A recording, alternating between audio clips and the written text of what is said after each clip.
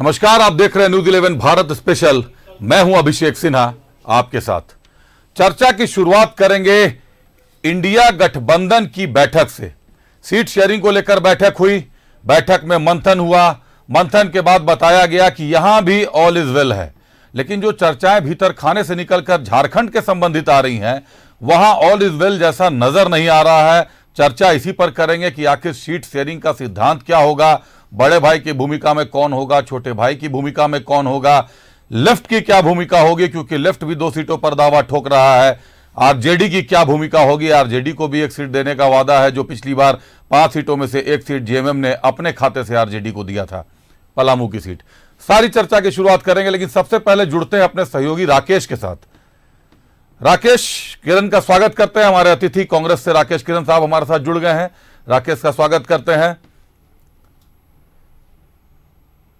भाजपा से प्रदीप सिन्हा जी हमारे साथ जुड़े हुए हैं। प्रदीप सिन्हा जी का स्वागत करते हैं। स्वागत है प्रदीप सिन्हा जी आपका। चर्चा की शुरुआत करने से पहले जुड़ते हैं हमारे सहयोगी राकेश के साथ। राकेश इस मुद्दे पर नजर बनाए हुए हैं। आज इंडी गठबंधन की बैठक हुई है दिल्ली में। 31 दिसंबर तक नेतृत्व का फैसला आ जाना था कि किनके नेतृत्व में चुनाव लड़ा जाएगा। 31 दिसंबर तक संयोजक का नाम की घोषणा हो जानी थी। आज नीतीश कुमार के नाम पर प्रस्ताव आया, लेकिन नीतीश कुमार ने ही इनकार कर दिया, जबकि यह सर्वविदित है कि इस गठबंधन के 28 दलों को एक सूत्र में बांधने में नीतीश कुमार की अहम भूमिका रही है। राकेश,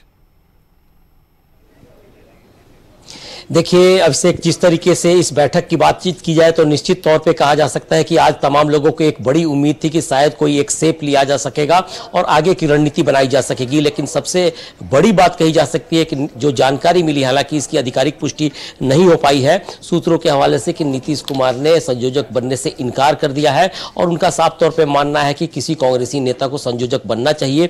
तो ऐसे में कई सवाल भी खड़े होने लगे हैं और साफ तौर पर कहा जा सकता है कि बैठकों का दौर जरूर चल रहा है, लेकिन अंतिम रणनीति नहीं बन पा रही है। हालांकि यह भी कोशिश की जा रही है कि आने वाले समय में सारी चीजों पे गौर की जाएगी और तमाम लोग बातचीत करके एक रास्ता निकालने की कोशिश करेंगे, जिससे सभी पार्टियों को एक साथ जोड़कर देखा जा सके। और राज्य में जिस तरीके से हालात बने हुए हैं, खास करके झारखंड की चर्चा की जाए तो वैसी स्थिति में तमाम लोग कैसे झारखंड के, बंगाल के, उत्तर प्रदेश के और तमाम जो बड़े नेता है बिहार के, उन लोगों को कैसे जोड़ा जा सकेगा, इन सारी चीजों को लेकर मंथन होना है। तो साफ अभी फिलहाल यही कहा जा सकता है कि बैठकों का दौर चल रहा है, लेकिन अंतिम रूपरेखा फिलहाल तैयार नहीं हो पाई है, जिसको लेकर कहा जा सकता है कि अभी और बैठकों का दौर जारी भी रहेगा। जी चलिए, बहुत धन्यवाद राकेश आपका हमारे साथ जुड़ने के लिए। हम स्वागत करेंगे हमारे साथ हमारे आजसू से मनोज सिंह अतिथि जी जुड़ गए हैं। मनोज सिंह, स्वागत करते हैं आपका। बात आगे बढ़ाने से पहले एक बार न्यूज़ 11 की पूरी रिपोर्ट देख लेते हैं। समझ लीजिए न्यूज़ 11 की रिपोर्ट को। बैठक हुई, बैठक के बाद किसने क्या कहा यह भी सुन लीजिए, उसके बाद अपने अतिथियों का रुख करते हैं।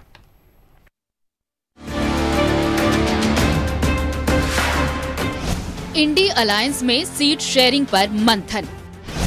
जेएमएम और कांग्रेस ने कहा ऑल इज वेल। सीटों पर मतभेद नहीं, जल्द होगा ऐलान।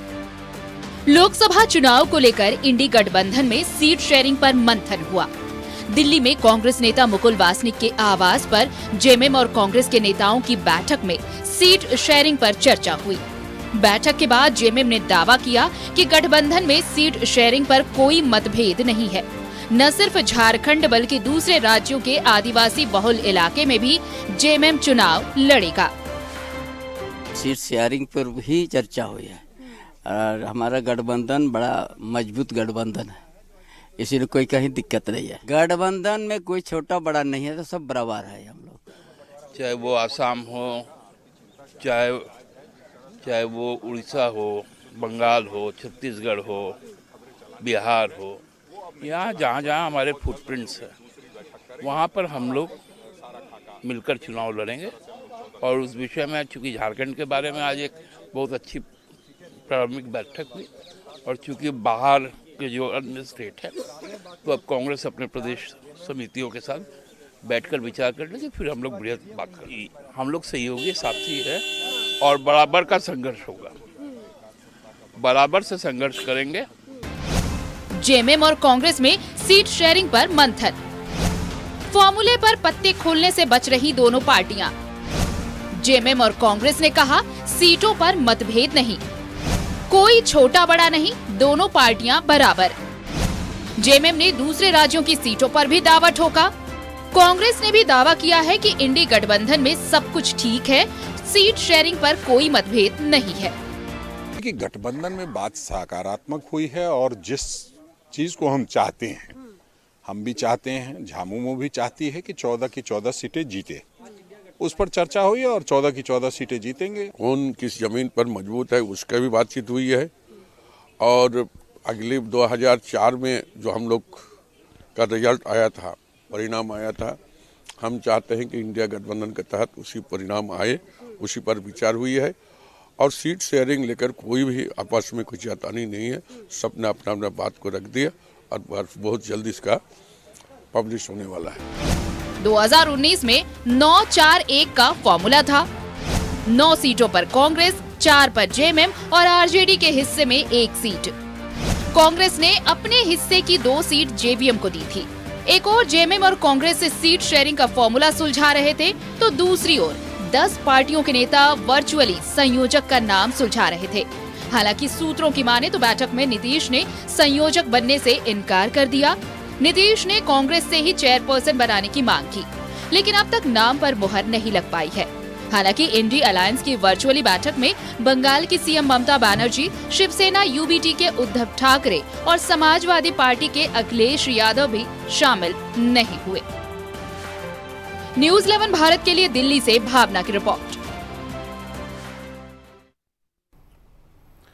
चर्चा की शुरुआत करते हैं। सबसे पहले रुक करते हैं, कांग्रेस से हमारे साथ जुड़े हैं राकेश किरण। राकेश, 9-4-1 पर चुनाव लड़ा था 2019 में आप लोगों ने। निश्चित तौर पर इस बार क्या आने वाले हैं संकेत, क्योंकि सीट शेयरिंग को लेकर अभी तक अगर नेतृत्व की बात कर लें तो 31 दिसंबर की तिथि दी गई थी। इंडी गठबंधन की तरफ से बताया गया था कि नेतृत्व का भी फैसला हो जाएगा, संयोजक का भी फैसला हो जाएगा। संयोजक के तौर पर आज नीतीश कुमार का नाम भी भेजा गया, लेकिन नीतीश कुमार ने इस प्रस्ताव से इनकार कर दिया। अब सीट शेयरिंग पर भी कोई खुलकर कुछ बोलने को तैयार नहीं। जो सूचनाएं हैं कि जेएमएम ने झारखंड से 7 सीटों पर दावा ठोक दिया है। जो 2019 के चुनाव बता रहे हैं कि जेएमएम 4 सीट पर था, 1 सीट पर आरजेडी थी और 9 सीटों पर कांग्रेस लड़ी थी। अगर इस बार का समीकरण देखें तो 9-7-1 का समीकरण बनता दिख रहा है, जो 14 सीटों से बढ़ता जा रहा है। अभी लेफ्ट भी 2 सीटों पर दावा कर रहा है।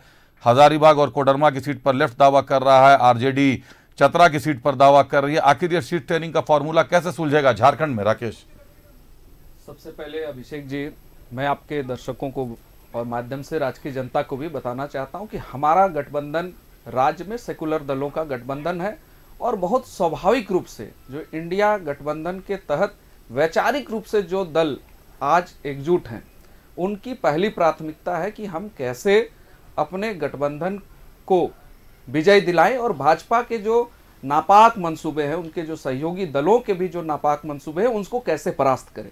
तो पहली प्राथमिकता हमारी वो है।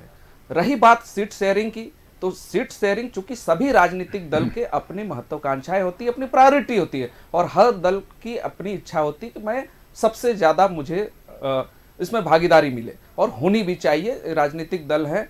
लेकिन इस बात को सभी मिल बैठकर तय करेंगे और इसमें क्या होना चाहिए, संयोजक की जहां तक बात है, निश्चित रूप से नीतीश कुमार जी हो या दल के लोग, बहुत सारे लोग मिलकर इस पर फैसला ले रहे हैं। तो फैसले जब ज्यादा लोग मिलकर लेंगे तो और ज्यादा सटीक निर्णय होगा, इसलिए इसमें कहीं कोई चिंता की बात नहीं है। नीतीश जी ने अगर ये कहा होगा तो कुछ सोच समझ के कहा होगा। कांग्रेस ये बड़ा दिल दिखाकर ये चाहती थी कि एक न्यूट्रल रूप से ये रहे कि थर्ड पार्टी इसको एनालिसिस करे। और जहां तक झारखंड मुक्ति मोर्चा, कांग्रेस और राजद और यहाँ के तमाम जो लेफ्ट दल हैं और जो भी लोग आज हमारे साथ इस गठबंधन में हैं, सभी के साथ बहुत ही हमारा इंटैक्ट है एक तरह से गठबंधन। और पहली प्राथमिकता सीट को जीतना है, हमें भाजपा को रोकना है और इसके लिए हम आपस में नहीं लड़ेंगे, ये हमारी प्राथमिकता है। अपने हमारे दल के अध्यक्ष राजेश ठाकुर जी को भी, हमारे सीएलपी लीडर ने भी इस बात को कहा है और झारखंड मुक्ति मोर्चा से भी बहुत सकारात्मक इस दिशा में पहल किया गया है। इसलिए झारखंड में किसी तरह का कोई पेच आपको आने वाले दिनों में नहीं दिखेगा। बहुत सही तरीके से यहाँ पर सीटों का भी वितरण होगा और हमारे लोग मजबूती से इस चुनाव को लड़ेंगे भी और जीतेंगे भी। चलिए रुक करते हैं, भाजपा से प्रदीप सिन्हा जी जुड़े हैं। प्रदीप सिन्हा, कांग्रेस कह रही है, राकेश किरण कह रहे हैं कि मंसूबे, भाजपा के नापाक मंसूबों को कामयाब नहीं होने देना है, भाजपा को रोकना है। निश्चित तौर पर लोकसभा में 12 सीटों पर अभी 10 सीटों पर भाजपा है, 2 सीटों पर आजसू है, निश्चित तौर पर मजबूत है, 11 और 1 का आंकड़ा है, माफ कीजिएगा। भाजपा को रोकने के लिए कांग्रेस कुछ भी करेगी, लेकिन इंटैक्ट भी बता रहे हैं। लेकिन परिस्थितियां ये बता रही हैं कि 31 दिसंबर से पहले नाम की घोषणा की जानी थी, जो चौथी बैठक में निर्णय हुआ था। कई बार नेतृत्व पर नाम आया, ममता बनर्जी का नाम आया, खड़गे साहब का नाम आया, राहुल गांधी का नाम आया, नीतीश कुमार का नाम आया, लेकिन कहीं ना कहीं से एकजुटता नहीं दिखाई दिया, कहीं ना कहीं एकजुटता नहीं दिखाई दी, नहीं नाम बन पाया। अब संयोजक के नाम से नीतीश कुमार ने इनकार कर दिया। इसके पीछे के कारणों की पड़ताल तो अभी बाकी है कि नीतीश कुमार को तकलीफ क्या थी। भाजपा इस जगह पे क्या स्टैंड लेती है? भाजपा इंडी गठबंधन की इस पूरी परिस्थिति को, क्योंकि बहुत देर कर दी, मेहरबान आते आते जैसी स्थिति हो गई है, चुनाव जैसे सर पर आ गया है, कभी न कभी नोटिफिकेशन जारी होना है, मार्च अप्रैल मई की तिथि होनी है, और अभी तक ना नेतृत्व का फैसला हुआ है, ना सीटों का फैसला हुआ है, ना संयोजक का फैसला हुआ है। प्रदीप जी।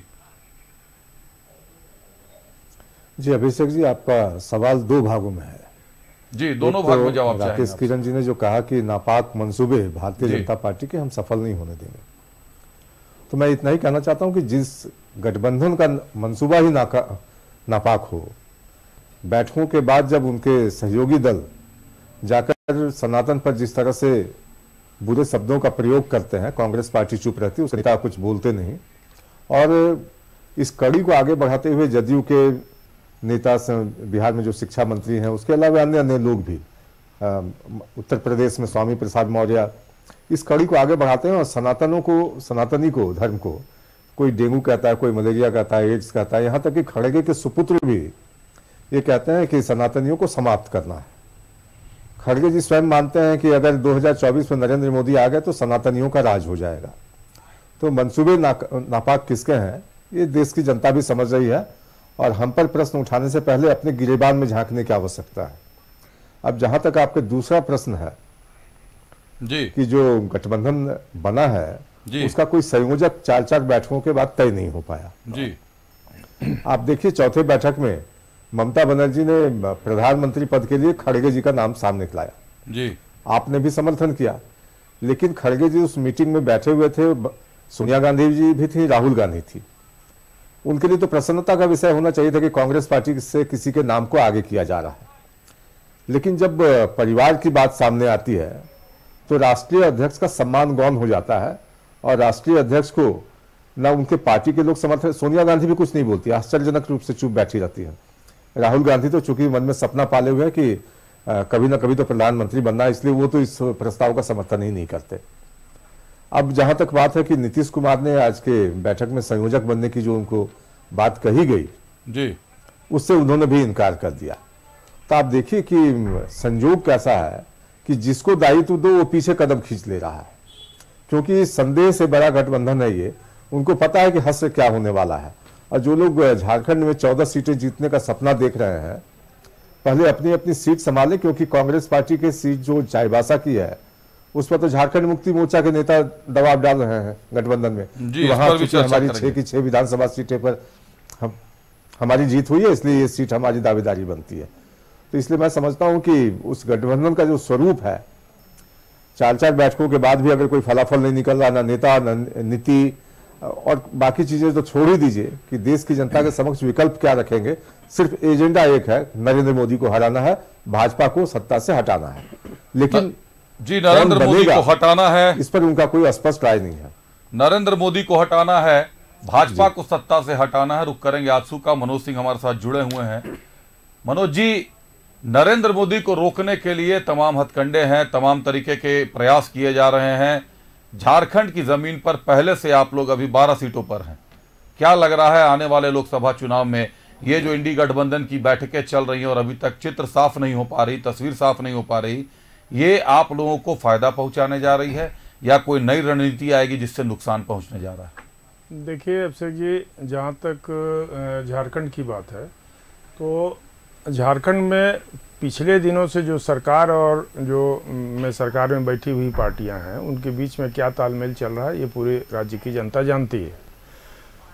दूसरी बात कि मोदी हराओ ये देश का एजेंडा होना नहीं चाहिए। मोदी हराओ में ये नैरेटिव जो तय करने गए थे वो खुद भी देश की जनता जो है इसको खारिज कर चुकी है। और इनका जो रवैया है वो आपस में इस तरीके का है कि ये लड़ाई किससे लड़ेंगे और कैसे लड़ेंगे। इनकी लड़ाई खुद की अपनी है। ये पहले बेसिक बात अभिषेक जी देश की जनता समझ रही है कि हर जो छत्रप हैं वो ये नहीं चाहते हैं कि खुद कांग्रेस आगे बढ़े। यदि कांग्रेस आगे बढ़ गई तो इन छत्रपों का राज खत्म हो जाएगा, जिनको अपना दामन बचाना है, जिनको अपने स्टेट में शासन करना है। तो ये इनके खुद का इतना बड़ा कॉम्प्लिकेशन है कि इससे निकल नहीं पा रहा है। रही बात मोदी जी के हराने का, तो अभी 2024 में तो कोई वैकेंसी नहीं दिख रही। देश का मैंडेट ऐसे ही दिख रहा है, चारों तरफ जो है माहौल बना हुआ है। तो उस माहौल में इनका कहीं कुछ है नहीं। अब ये 2029 में क्या करेंगे इस पर ये चर्चा जरूर कर सकते हैं लोग। चलिए, तीनों पक्षों ने अपनी अपनी बात रखी। चाईबासा की सीट कांग्रेस के पास है। गीता कोड़ा हैं, काफी कद्दावर नाम है। मधु कोड़ा की पत्नी है। मधु कोड़ा पूर्व सीएम भी रह चुके हैं। ऐसे में गठबंधन के किसी एक दल का सिंहभूम की सीट पर दावा ठोकना, दूसरी तरफ आप बता रहे हैं इंटैक्ट है, ये समझ से बाहर है। राकेश जी, अभिषेक जी, मैंने आपको पूर्व में भी कहा कि प्रथम उद्देश्य ये है कि हम भाजपा और उनके जो सहयोगी दल जो नापाक मंसूबे मैंने कहा जी, उसको परास्त करना। और नापाक मंसूबे, मैं प्रदीप जी को सम्मानित प्रवक्ता हैं, नापाक मंसूबे इसलिए कहता हूं क्योंकि देश का जो असली मुद्दा है आज बेरोजगारी, महंगाई, भ्रष्टाचार जो चरम पर है, देश के एक एक आम जनता आज त्रस्त है। ये बड़े मुद्दे आज गौन करके ये सिर्फ गैर जरूरी मुद्दों को हावी करना चाहते हैं जो देश देख रहा है। ये नापाक मंसूबे हैं जिस पर हम जो हमारा प्रमुख उद्देश्य है। गठबंधन इंटैक्ट मैंने इसलिए कहा कि आपने देखा कि 4 वर्षों में और इससे पूर्व में भी झारखंड मुक्ति मोर्चा और तमाम जो दल हैं बहुत स्वाभाविक रूप से अपने आप में एक विषय पर एकमत है कि हमें इसको रोकना है। और इंडिया गठबंधन का यही उद्देश्य है। रही बात चाईबासा सीट की, आप नजदीक आने दीजिए चुनाव। ये तो प्रथम बैठक आज हुई झारखंड मुक्ति मोर्चा से, आज सीट शेयरिंग पर आज बात हो रही है। आपने ये चीजें आने दीजिए सामने, नजदीक सब चीजें तय हो जाएंगी। हम आपस में बात कर रहे हैं, कोई घर के बाहर ही कोई बात नहीं है, ये हमारी आपसी बातचीत है। और आप देखिएगा अभिषेक जी, मैं आपके चैनल पर यह दावा करके जा रहा हूं कि झारखंड में सीट शेयरिंग को लेकर बहुत विवाद नहीं होगा। हम बहुत सौहार्दपूर्ण तरीके से आपस में इन चीजों को सुलझा लेंगे, क्योंकि हमारा प्रमुख उद्देश्य है इंडिया गठबंधन को इंटैक्ट रखना और भाजपा को और उनके सहयोगी दलों को रोकना। इसलिए एक सवाल आ गया राकेश जी मन में, बड़े भाई की भूमिका में कौन होगा, छोटे भाई की भूमिका में कौन होगा? भाई है, बड़ा और छोटा क्यों? इस विवाद को क्यों आप लोग हवा दे रहे हैं कि कोई बड़ा कोई छोटा? आप पूछ लीजिए भाजपा और आज ये जो अन्य सहयोगी दल है, अरे गठबंधन है, आपस में कोई छोटा बड़ा नहीं है, उद्देश्य बड़ा। बस यही बात मैंने इसीलिए बोली क्योंकि जेएमएम की तरफ से ये बयान आया था कि बड़े भाई की भूमिका में, चूंकि झारखंड में स्थानीय में हेमंत सोरेन की पार्टी है, झामुमो है, तो बड़े भाई की भूमिका में झामुमो रहेगी। जबकि कांग्रेस राष्ट्रीय पार्टी है तो निश्चित तौर पर बड़े भाई की भूमिका में कांग्रेस को देख रहे हैं लोग। तो एक कहीं ना कहीं कंफ्यूजन की स्थिति आ गई थी। बहरहाल रुक करते हैं प्रदीप सिन्हा जी का। प्रदीप जी, कांग्रेस आरोप लगा रही है भ्रष्टाचार, महंगाई और बेरोजगारी, इन सब से भाजपा का कोई वास्ता नहीं है। जो मुख्य मुद्दे हैं इनको भाजपा छोड़ चुकी है और दूसरे मुद्दों पर चुनाव लड़ने की तैयारी करती है। क्यों बढ़ा रही है भाजपा ये सब? देखिए, जहां तक प्रश्न है कि कांग्रेस पार्टी पर जो एक आम जनमानस पर एक लेवल चस्पा है कि भ्रष्टाचारी का जो पर्याय है वो कांग्रेस पार्टी है, वो हम पर लाख कोशिश कर लें। 2019 के लोकसभा चुनाव में राहुल गांधी गए थे जनता के बीच स्लोगन लेकर कि चौकीदार चोर है, तो जनता ने उनकी बातों पर भरोसा नहीं किया। 282 सीटों से उठाकर भारतीय जनता पार्टी को 303 सीटों तक पहुंचा दिया। तो इनका भ्रष्टाचार का मुद्दा तो वहीं हवा निकल गया। अब जहां तक प्रश्न है कि बेरोजगारी और महंगाई, 2019 के चुनाव में भी ये मुद्दे उठाए गए कि देश में बेतहाशा महंगाई है, बेरोजगारी है। अभी जो राज्यों के चुनाव हुए, खासकर हिंदी भाषी क्षेत्रों में, मैं कहना चाहूंगा कि वहां भी ये लोग गए थे कि यहाँ भ्रष्टाचार बहुत है, महंगाई बहुत है, देश में बेरोजगारी की दर काफी ज्यादा है। लेकिन जहां पर राजस्थान में ये सत्ता में थे, वहां देश के सबसे ज्यादा बेरोजगारी दर राजस्थान में थी, लेकिन उस पर कभी कोई इन लोगों ने सफाई देने की कोशिश नहीं की। तो देश की जनता समझती है कि इनकी कथनी और करनी में जितना भारी अंतर है, तो उसके नेतृत्व की बातों पर कोई भरोसा भी नहीं करता। अब जहां तक मैं समझता हूं कि अलग अलग सेक्टर्स की अगर बात आप देखेंगे कि ऑर्गेनाइज सेक्टर हो या फिर अनऑर्गेनाइज सेक्टर हो, व्हीकल सेक्टर हो, स्पेस सेक्टर हो, मोबाइल मैन्युफैक्चरिंग में जिस तरह से 9.5 वर्षों में विकास हुआ है, आज मोबाइल मैन्युफैक्चरिंग जो पहले 2 फैक्ट्रियां थी देश में, आज हम दूसरे नंबर के उत्पादक बन गए और हम एक्सपोर्ट भी कर रहे हैं। तो इन बातों को समझना होगा, चूंकि वो उन्होंने आप तक काली पट्टी डाल रखी है, वो समझना भी नहीं चाहते। एक महंगाई से भी तो महंगाई से हम इनकार नहीं कर रहे हैं, लेकिन कांग्रेस जी मैं भी इनकार नहीं कर रहा हूं महंगाई से, कि महंगाई है, देश में महंगाई है, लेकिन कई फैक्टर्स हैं साथ में। एक तो आप देखिए रूस और यूक्रेन का जो युद्ध चल रहा है, उसके चलते जिस तरह से सप्लाई चेन बाधित हुई, सिर्फ हम ही नहीं, ग्लोबली इसका इफेक्ट जो है पूरे देशों पर है। यहां तक कि अमेरिका जैसा संपन्न देश भी इस महंगाई से बच नहीं सका है। वहां की आप इन्फ्लेशन रेट देखेंगे तो कहीं भारत से कहीं ज्यादा हमने कंटेन करके रखा है जी। ये ऑयल के प्राइसेस हमने पिछले 20 महीनों से बढ़ने नहीं दिया। आप समझ जाइए कि कितनी दुरूह परिस्थितियां हैं, फिर भी अगर तेल की कीमतें नहीं बढ़ रही हैं तो इसको वित्तीय प्रबंधन का एक कुशल नमूना कहा जा सकता है जी। लेकिन कुछ लोगों को कुछ चीजें दिखाई नहीं देती हैं, उनको लगता है कि नहीं सारी चीजें जो है बस भ्रष्टाचार और राजनीति तो इसी का नाम है। जब से देश आजाद हुआ है इस चीज को तो देश भुगत ही रहा है, आवाम भुगत ही रही है, कहीं ना कहीं इसका सीधा प्रभाव देश की जनता पर पड़ता है। एक लाइन में कंप्लीट कर लूं जरा जी, बताएं अभिषेक जी, एक लाइन बस, आधे मिनट का समय चाहूंगा जी। बोलें कि जनता जिसकी बातों पर भरोसा न करे, उन मुद्दों को मैं समझता हूं कि भूल जाना ही बेहतर होगा, क्योंकि उनके पास कोई मुद्दे हैं नहीं।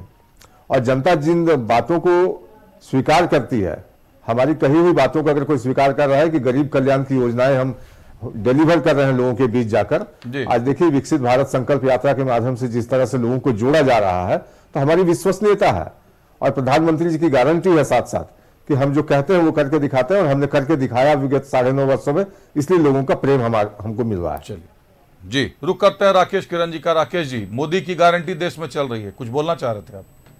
देश देख रहा है कि बेरोजगारी पर क्या जवाब दे रहे हैं, महंगाई पर क्या जवाब दे रहे हैं। आप 2014 में से आप किन मुद्दों पर आपकी सरकार बनी थी भाजपा की, उन बातों को जरा याद कीजिए और आज क्या परिस्थिति में देश है। एक बार भी प्रधानमंत्री प्रेस कॉन्फ्रेंस करके कोई सवाल नहीं ले रहे। मणिपुर में बेटियां जल गई, देश में चारों तरफ हाहाकार है, वो मुद्दे आज गौन हो जा रहे हैं। अगर देश को इन्हीं सांप्रदायिक मुद्दों और आपसी विभेद के मुद्दों में ही अगर फंसा कर रखना है तो देश में विकास होगा कब? ये हमारा प्रमुख एजेंडा है जिस पर हमारी लड़ाई है। हमारा भाजपा से इसी मुख्य मुद्दे पर लड़ाई है कि आप महंगाई, बेरोजगारी, देश की लॉ एंड ऑर्डर, इन विषयों पर आप कुछ बोलने से इनकार करते हैं। प्रधानमंत्री कभी जवाब नहीं देते हैं, ना कभी प्रेस कॉन्फ्रेंस करते हैं। आप एक बार आइए तो जनता के बीच में आपको पता चलेगा।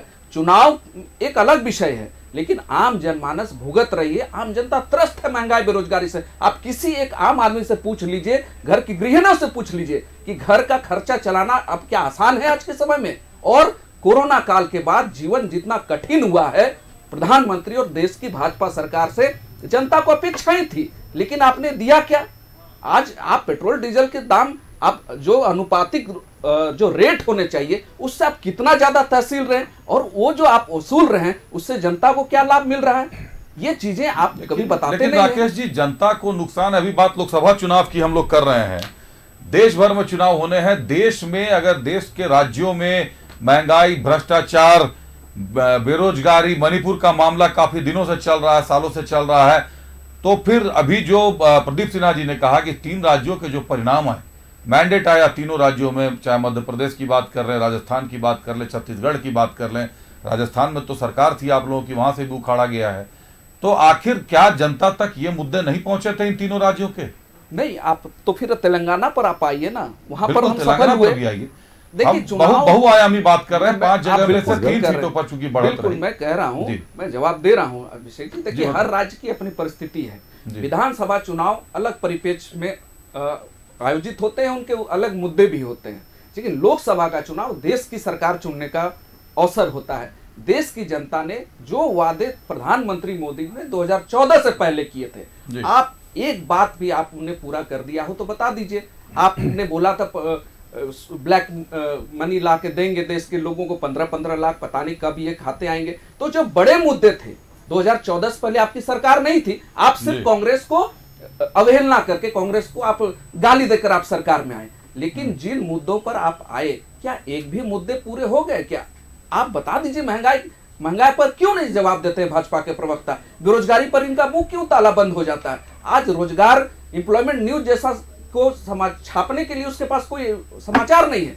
आप बताइए, अग्निवीर जैसी योजना लाकर देश के बेरोजगारों को क्या संदेश देना चाहते हैं? अगर हमारा भविष्य अगर सुरक्षित नहीं है, वो बेरोजगारी की मार झेल रहे हैं और आप विश्वगुरु बनने की बात कर रहे हैं, ये नहीं चलेगा। ये मुख्य मुद्दा इंडिया अलायंस का ये है कि हम देश के बेरोजगारों को, देश की जनता को राहत देना चाहते हैं और ये मुद्दों पर इनका कोई मुंह नहीं खुलता है। ये बड़े विषय है। चलिए रुक करते हैं। आंसू का मनोज जी जुड़े हुए हैं। मनोज जी, देश की जनता को राहत देना चाहते हैं कांग्रेस, झामुमो और अन्य 28 दल जो भी जुड़े हुए हैं इंडी गठबंधन में। 11,000 नियुक्तियां हुई हैं झारखंड में पिछले 4 सालों में, कैसे देखते हैं रोजगार को?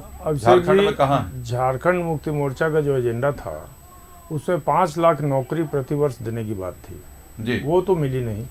सरकार ने जिस तरीके का ढिढोरा पीटा, जितनी भी उसकी योजनाएं थी, नीतिगत फैसला था, उसमें कोई भी ऐसा काम नहीं हुआ जिसको लेकर के जनता के बीच में जाने की बात है जी। रही बात हमारे जो कांग्रेस के प्रवक्ता थे, इनने कई मुद्दे उठाए, बेरोजगारी का उठाया, महंगाई का उठाया, देश की। तो ये चीज़ आपको जानना होगा कि जनतंत्र में जब आपको अपने विचार जनता के बीच में जब ले जाने पड़ते हैं तो वहाँ से जनता एक मैंडेट देती है, जनता अपना जो है आपको बहुमत देती है या उसको खारिज करती है।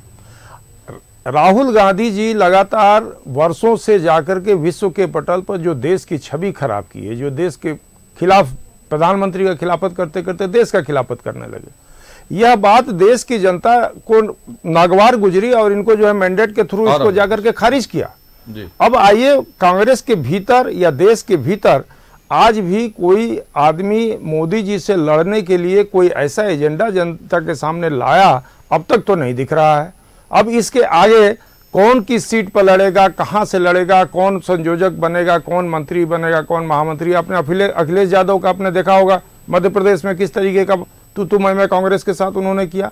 आज उत्तर प्रदेश में वो पैर रखने क्या इनको 2 सीट 3 सीट देने के लिए तैयार नहीं है। तो ये क्या देशव्यापी बात करेंगे जब खुद के उलझे हुए जो है राजनीतिक जो है विफलता इनको मिल रही है जी। इसलिए नैतिक रूप से कांग्रेस ये 2024 का चुनाव नैतिक रूप से अभिषेक जी हार चुकी है। अच्छा, नैतिक रूप से हार भी चुकी है? बिल्कुल। इसलिए मैं बता रहा हूं आपको, 1 मिनट का मौका हमको दीजिए। नैतिक रूप से इसलिए मैं कह रहा हूं कि जिस दौरान इस देश में चुनाव की व्यवस्था उनको बैठ के करनी चाहिए, सीटों पर फैसला करना चाहिए, उस दौरान वो न्याय यात्रा निकालने जा रहे हैं। कौन सा न्याय और किसको न्याय दिलाना चाहते हैं वो खुद नहीं उनको मालूम है कि हम किसको न्याय दिलाने के लिए निकले हैं जी। तो निगेटिव नरेशन तय करते करते राहुल गांधी इस जगह पे चले आए हैं कि न उनको गठबंधन के लोग नेता मानने के लिए तैयार हैं और न पार्टी के भीतर। आज आपको देखिए कि जो इतना बड़ा आयोजन जो 22 तारीख को राम मंदिर का उद्घाटन होने वाला है, उसमें कांग्रेस के नकारात्मक जवाब से देश की जनता आहत है जी। देश की जनता इतनी आहत है कि उसको इस बात का भरोसा भी नहीं था कि कांग्रेस पार्टी इतना बड़ा जो है कदम उठाएगी वैचारिक रूप से कि हम वहां जाएंगे ही नहीं, और नाटक जो है इस तरीके का रच रहे हैं। देश की जनता क्या, देश की जनता अब थोड़ी बेवकूफ है कि नहीं समझ पा रही है कि आप क्यों नहीं जाना चाहते हैं और किसके वोट के चक्कर में नहीं जाना चाहते हैं, कहां देना नहीं चाहते हैं। जनता निश्चित तौर पर सब कुछ देख रही है। बहुत बड़े चेहरे हैं पूरे देश के लिए, अभी गांधी परिवार से भी आते हैं। जिस तरीके से उन्होंने अपनी भूमिका दर्ज की है, उनकी पदयात्राएं चल रही हैं और काफी सफल मानी जा रही हैं। अभी फिर न्याय यात्रा के नाम पे पदयात्रा करने जा रहे हैं। इंडी गठबंधन का चेहरा सबसे पहले बनने में राहुल गांधी का नाम सामने आना चाहिए था, क्योंकि राष्ट्रीय स्तर की पार्टी है कांग्रेस और कहीं ना कहीं से लीड राहुल गांधी आज कर रहे हैं अप्रत्यक्ष रूप से। प्रत्यक्ष रूप से सामने नहीं बताया जा रहा उनको। कारण क्या है? राहुल गांधी के नाम को कांग्रेस क्यों नहीं सामने ला रही और राहुल गांधी के हाथों में कमान क्यों नहीं सौंपी जा रही इंडी गठबंधन की? राहुल गांधी त्याग की प्रतिमूर्ति हैं। देश में जो हालात उपजे, देश में जिस तरह से चारों तरफ नफरत, सांप्रदायिकता और अलगाववादी जो सोच भाजपा के द्वारा पूरे देश में जो थोपा गया, परोसा गया, उसके खिलाफ भारत जोड़ो यात्रा कश्मीर से कन्याकुमारी से कश्मीर तक प्रथम चरण में हुआ। दूसरे चरण में न्याय जो देश में, चाहे वो आर्थिक न्याय की बात हो, सामाजिक न्याय की बात हो, इस न्याय की मांग को लेकर जो जनता मांग रही है केंद्र की सरकार से, भाजपा से, मोदी जी से मांग रही है, उस न्याय को कहीं देने में जो भाजपा की तरफ से आनाकानी है, जो भाजपा की तरफ से जो नो है, इसके खिलाफ नॉर्थ से लेकर मुंबई तक की ये यात्रा, न्याय यात्रा निकाली जा रही है। ये 667 किलोमीटर की यात्रा है और 66 दिन चलेगी। झारखंड में भी वो 8 दिन राहुल गांधी चलेंगे। जहां तक राहुल गांधी जी का प्रश्न है, राहुल गांधी जी वो व्यक्ति हैं जिन्होंने अपने पूर्वजों को खोया इस देश के लिए, और उनका त्याग है, जो परिवार इस देश के लिए बहुत कुछ त्याग दिया है, उस परिवार ने, उस परिवार से आते हैं। उनको देखकर ये पीड़ा होती है कि देश को कैसे लोग और किस तरह से चला रहे हैं, लोगों को आपस में बांट रहे हैं। तो फिर कौन सा हाथ आपको सुरक्षित दिखाई देता है देश को चलाने के लिए? नहीं, बहुत सारे हाथ है, उसमें कौन सी चर्चा है? लोकतंत्र में देखिए अभिषेक जी, लोकतंत्र में ये जो नैरेटिव सेट करना है कि मोदी नहीं तो कौन, ये चीजों में मत फंसिए। देश में बहुत प्रधानमंत्री नहीं तो कौन में कोई नहीं फंसा हुआ है। प्रधानमंत्री बने हैं, आपने बहुत सारे उदाहरण देखे और अच्छी सरकारें चली है, बिल्कुल चली है और बिल्कुल बने हैं, लेकिन जिस तरीके से राहुल गांधी देश के स्तर पर मेहनत कर रहे हैं, आपके इंडी गठबंधन का ऐसा दूसरा कोई नेता नहीं है जो पूरे देश को जोड़ने के लिए निकला हो और पूरे देश को एक सूत्र में पिरो रहा हो। तो ये सिर्फ राहुल गांधी हैं जिनका नाम चल रहा है, जिनका चेहरा चल रहा है, लेकिन चुनाव भी उन्हीं के नाम पर लड़ने की तैयारी है। कहीं ना कहीं भीतर खाने से जहां भी पदयात्राएं चल रही हैं, जहां भी कांग्रेस का रुझान बढ़ रहा है, कहीं ना कहीं उसके पीछे राहुल गांधी हैं और माना भी जा रहा है इस बात को। लेकिन खुलकर राहुल गांधी को सामने, राहुल गांधी या तो खुद नहीं आते, आपने त्याग की प्रतिमूर्ति कही, स्वीकार भी करते हैं लोग इस बात को कि त्याग की प्रतिमूर्ति है, लेकिन वो तमाम राजनीतिक प्रयास वो कर रहे हैं जिससे कांग्रेस को ज्यादा से ज्यादा फायदा हो, गठबंधन को ज्यादा से ज्यादा फायदा हो। तो क्या गठबंधन के अन्य दलों को अपना हित समझ में नहीं आता कि उनके पास ऐसा कौन सा बड़ा चेहरा है जो कि देश को संभाल सकता है? देखिए, मैंने साफ कहा है कि वर्तमान जो दौर है, देश में जो राजनीतिक हालात है, इसमें सबको मिलकर चलना है, इसलिए सबने मिलकर। आप डिप्लोमेटिक जवाब दे रहे हैं राकेश जी। चलिए जुड़ते हैं प्रदीप सिन्हा के साथ। प्रदीप सिन्हा साहब, झामुमो ने आज सीट शेयरिंग के बाद कह दिया कि जहां आदिवासी बहुल इलाके हैं दूसरे राज्यों में, बिहार, पश्चिम बंगाल, छत्तीसगढ़, वहां भी झामुमो चुनाव लड़ेगी। किसका हक मारा जाएगा सिन्हा साहब? क्योंकि झामुमो तो स्थानीय पार्टी अब राष्ट्रीय स्तर पर जाने की तैयारी में लग गई है, अलग अलग राज्यों से चुनाव लड़ने की तैयारी में है, तो कहीं ना कहीं इस गठबंधन से जुड़कर लॉन्ग लाइफ माइलेज लेने की तैयारी है। कहीं ना कहीं किसी का हक मारा जाएगा, वही सीट झामुमो के खाते में आएगा। देखिए, झारखंड मुक्ति मोर्चा स्वयं को आधिकारिक रूप से आदिवासियों का एक तरह से आप कह सकते हैं कि हितैषी मानती है और दावेदारी ये करती है कि आदिवासियों का समर्थन हमें प्राप्त है। लेकिन जिस तरह से अभी आदिवासियों का वोट हमें प्राप्त हुआ और जिन सीटों पर हम जीते, तो मैं समझता हूं कि जो इंडिया अलायंस के लोग हैं उनकी आंखें खुल जानी चाहिए कि कोई स्वाभाविक रूप से दावेदारी नहीं कर सकता, चाहे झारखंड मुक्ति मोर्चा ही क्यों ना हो। और झारखंड मुक्ति मोर्चा की तो सोच रही है कि हम झारखंड से बाहर भी हमारा विस्तार होना चाहिए, चाहे उड़ीसा हो या बंगाल हो। लेकिन हश्र क्या हुआ था, बंगाल में इनको सीटें नहीं दी गई थी ममता बनर्जी के द्वारा, और आज भी कमोबेश स्थिति वैसी ही है कि हर क्षेत्रीय छत्रप जो है कांग्रेस पार्टी को अपने राज्य में पांव जमाने की स्थिति में नहीं दी गई थी, तो फिर तो सीटें मांग रहे हैं बंगाल में। उन्होंने सीटें नहीं दी गई थी तो सीटें तो फिर मांग रहे हैं बंगाल में। और आज की बैठक काफी अहम बैठक थी, अखिलेश यादव बैठक में मौजूद नहीं थे, ममता बनर्जी बैठक में मौजूद नहीं थी। कैसे चलेगा गठबंधन ऐसे? कई बैठकों में मुख्यमंत्री हेमंत सोरेन शामिल नहीं हो सका। हर बैठक इनके लिए अहम होता है, लेकिन फैसला कुछ नहीं आता है। अब ममता बनर्जी अपने राज्य में कांग्रेस को 2 सीटें देना चाहती हैं। उत्तर प्रदेश में अखिलेश यादव सीट बार्गेनिंग की स्थिति ऐसी है कि कांग्रेस पार्टी को वो 10 से ज्यादा सीटें देना नहीं चाहते। कांग्रेस पार्टी चाहती है कि हमारा शेयर ज्यादा हो। आप दिल्ली हो या गोवा हो या पंजाब हो, वहां आप डोमिनेटिंग पोजीशन में रहेगी, कांग्रेस पिछलगू बन के रहेगी। तो हर जो राजनीतिक रूप से जो सक्रिय दल है अलग अलग राज्यों में, वो कांग्रेस को वहां सीट शेयरिंग में बहुत महत्व नहीं देना चाहते। वो चाहते हैं कि हम ज्यादा सीटों पर लड़े और कांग्रेस पार्टी कम सीटों पर लड़े। आप समझ सकते हैं कि कैसा सामंजस्य चल रहा है इन राजनीतिक दलों के अंदर जी, कि आज तक सीट शेयरिंग पर कोई स्थिति सामने नहीं आ पा रही है। चलिए आखिरी सवाल, वक्त की कमी, आखिरी सवाल, भाजपा एनडीए की सीट शेयरिंग पर बात कर लें। आप लोग तो कंफर्म है ना सीट शेयरिंग को लेकर? विधानसभा वाली स्थिति तो देखने को नहीं मिलने वाली। देखिए, हमारे यहाँ तो नेता भी तय है कि नरेंद्र मोदी के नाम पर कोई विवाद नहीं है। हमारी नीति तय है। 2014 में जिस यात्रा को हमने शुरू किया था, गरीब कल्याण की योजनाओं से लेकर राष्ट्र के विकास को, और अब 2047 तक विकसित भारत कैसे बने, इस संकल्प के साथ हम आगे बढ़ रहे हैं। तो निश्चित रूप से न हमारी नेता न नीयत को लेकर न हमारी नीति को लेकर कोई प्रश्न खड़ा कर सकता है। हम बिल्कुल स्पष्ट हैं अपने दृष्टिकोण में, और अपने कार्यकर्ताओं के माध्यम से जिस तरह से हमने चीजों को डिलीवर किया है जनता के बीच तक जी, चाहे वो उनकी योजनाएं हो केंद्र सरकार की, चाहे नरेंद्र मोदी जी की बातें हो, हम जनता के बीच तो इस तरह से पहुंचा रहे हैं। पूरा विश्वास है कि जो लक्ष्य केंद्रीय नेतृत्व ने तय किया है कि अब की बार 400 पार, आप देखेंगे कि हम निश्चित रूप से उस बड़े लक्ष्य को भी प्राप्त करने के नजदीक पहुंचेंगे। चलिए, अब की बार 400 पार। रुक करते हैं आंसू का। मनोज सिंह जुड़े हुए हैं। मनोज सिंह जी, कोई फेरबदल दिखाई देने वाला है या जिन सीटों पर आंसू थी उन्हीं सीटों पर लड़ेगी?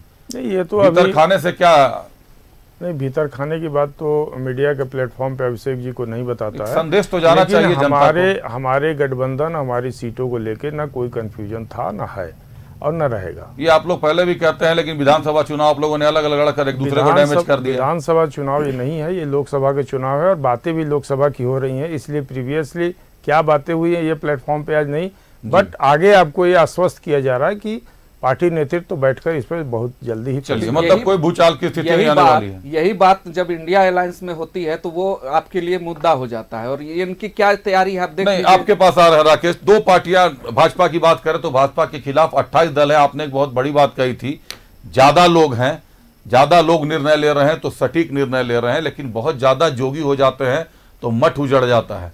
और तिथि अगर निर्धारित थी, ऑफिशियल बैठक के बाद निर्धारित की गई थी। ये मेरा आखिरी सवाल है राकेश साहब से, 31 दिसंबर को नाम फाइनल हो जाना था इंडी गठबंधन के, नेतृत्व कौन करेगा, संयोजक कौन होंगे, सीट शेयरिंग भी फाइनल हो जानी थी। आज की बैठक के बाद भी अभी तक, हमारे बैठने तक, हमारी चर्चा की शुरुआत तक आधिकारिक रूप से सीट शेयरिंग पर कोई नहीं आया है नतीजा। और ममता बनर्जी और अखिलेश यादव का, दोनों बड़े राज्य हैं बंगाल और उत्तर प्रदेश, उनका बैठक में मौजूद नहीं होना कई सवाल खड़े कर रहा है राकेश। कोई प्रश्न की बात ही नहीं है। आप देखेंगे कि सारे जो विपक्ष के दल हैं वो आज के समय में जब वैचारिक रूप से इस बात के लिए तैयार है हमें साथ चलना है। सीट शेयरिंग निश्चित रूप से हर दल के लोगों की अपनी इच्छाएं होती है और क्यों ना हो, लेकिन एक बात के लिए तय है कि हमें साथ लड़ना है और भाजपा को परास्त करना, चुकी है ये देश के लिए सही नहीं है। रही बात कांग्रेस पार्टी की, हम सबको साथ लेकर चलेंगे और राहुल गांधी जी जो सामाजिक रूप से जनता को आपस में जोड़ रहे हैं। आप रहा एनडीए का ऐलान, आप देख लीजिए, इनकी बातों को बड़ी बड़ी बातें होती है, लेकिन झारखंड में स्थिति क्या है, ना इनका कोई स्वरूप है, ना क्षेत्र का ठिकाना है, ना कहां से लड़ेंगे, ना सीट का तय है। तो ये बातें इन लोग से भी पूछिए ना। अलग बात है अभिषेक जी, आपकी जो चिंता है कि आज ही हो जाना चाहिए, अरे ये कोई एक दिन की विषय नहीं, ये बातचीत का दौर चलता रहता है। झारखंड मुक्ति मोर्चा के साथ हमारा स्वाभाविक गठबंधन है और बाकी दलों का भी हमें हित देखना है। ये मेरी या मीडिया की चिंता नहीं है, ये चूंकि बयान आप ही लोगों की तरफ से आधिकारिक आते हैं। खड़गे साहब का बयान आया था, नीतीश कुमार का बयान आया था कि 31 दिसंबर से पहले सारे निर्णय हो जाएंगे। उस बैठक में भी काफी नाट्य वाली हरकतें कर दी गई थी। कई लोग प्रेस कॉन्फ्रेंस में शामिल नहीं हुए, उठकर चले गए, कई नामों पर विवाद हो गया था। तो ये विवाद, आपने कहा कि परिवार के भीतर की बात है, हम लोग कर रहे हैं, लेकिन आप यकीन मानिए आपके परिवार के भीतर की ये विवाद, ये बात अब बाहर आने लगी है। अगर आप ये दावा कर रहे हैं, कांग्रेस ये दावा कर रही है कि मामला सुलझ जाएगा, तो शुभकामनाएं हैं कि मामला जल्दी सुलझे और तैयारी में जुटे दोनों दल, क्योंकि फैसला जनता को करना है और जनता को तस्वीर साफ चाहिए कि आखिर वो कौन सी तस्वीर होगी जिस पर दांव खेला जाएगा। बहरहाल वक्त की कमी है, चर्चा लंबी है। कांग्रेस ने अपना पक्ष रखा। कांग्रेस का दावा है, राकेश जी ने साफ कहा है कि अंदर खाने से यह बात साफ है कि सीट शेयरिंग को लेकर, नेतृत्व को लेकर या किसी भी तरह के अन्य विवादों को लेकर कोई किसी भी तरीके का कोई विवाद जन्म नहीं लेगा। इंडिया गठबंधन एक है, मजबूती से चुनाव लड़ेगा, एजेंडा एक ही है, नरेंद्र मोदी को रोकना है, भाजपा के मंसूबों पर पानी फेरना है। वहीं भाजपा और आजसू ने भी साफ कर दिया कि विगत जो अभी गुजरा है विधानसभा चुनाव, 3 राज्यों में जनता ने मैंडेट बता दिया है, चुनाव बदल जाते हैं, भले लोकसभा हो विधानसभा हो, जनता वही होती है जो वोट देने जाती है। और भाजपा के साथ एक चेहरा तो जरूर है जिस चेहरे पर चुनाव लड़ा जा रहा है, भले वो चेहरा विधानसभा में भी इस्तेमाल किया जाता है, राज्यों में इस्तेमाल किया जाता है, और तब वो चेहरा नरेंद्र मोदी का चेहरा इतना कारगर होता है कि 3 राज्यों में प्रचंड जीत की ओर ले जाता है। तो लोकसभा चुनाव तो प्रधानमंत्री के लिए ही हो रहा है, तो कई बड़े सवाल खड़े कर रहा है। दोनों गठबंधनों को शुभकामनाएं हैं। आप लोग अपने नाम जल्दी तय कर लें। भाजपा के एनडीए की बात जहां तक करें तो एनडीए में तो यह तय हो चुका है कि चुनाव किसके नाम पर लड़ा जाएगा। इंडी गठबंधन की प्रतीक्षा में है मीडिया भी और जनता भी। जल्द से जल्द उम्मीद करते हैं कि सीट शेयरिंग के साथ साथ और भी कई फैसले हमारे सामने आ जाएंगे। आज के विशेष में इतना ही। बने रहिएगा हमारे साथ। पहले अपने अतिथियों को धन्यवाद देते हैं, उनका आभार व्यक्त करते हैं हमारे साथ जुड़ने के लिए। धन्यवाद राकेश जी, धन्यवाद मनोज जी, धन्यवाद प्रदीप सिन्हा जी, हमारे सभी दर्शकों का धन्यवाद। बने रहिएगा मेरे साथ। ब्रेक के बाद आपको बताएंगे सीएम को 8वां पत्र, जिसको लोगों ने सम्मन का नाम दे दिया, दरअसल वो पत्र है, उस पर करेंगे चर्चा अपने सहयोगी के साथ।